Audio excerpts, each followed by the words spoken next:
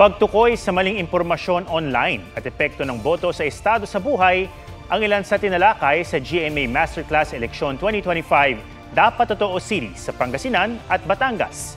Binisita ng ilang kapuso personalities ang Universidad de Dagupan at iba pang paaralan sa North at Central Luzon, pati ang De La Salle pa sa Batangas.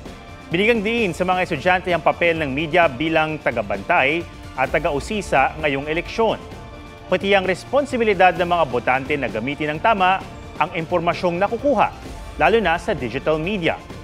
Itinuro rin ang pagtukoy sa tama at maling impormasyon online at kung paano ito lalabanan.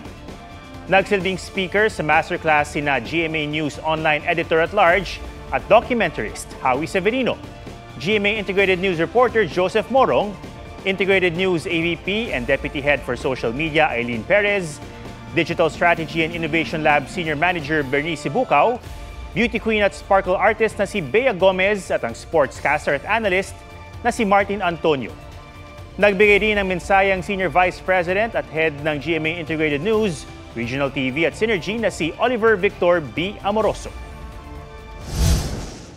We want to make our country and lives better. We can start with just one vote. Huwag magpahuli sa mga balitang dapat niyong malaman.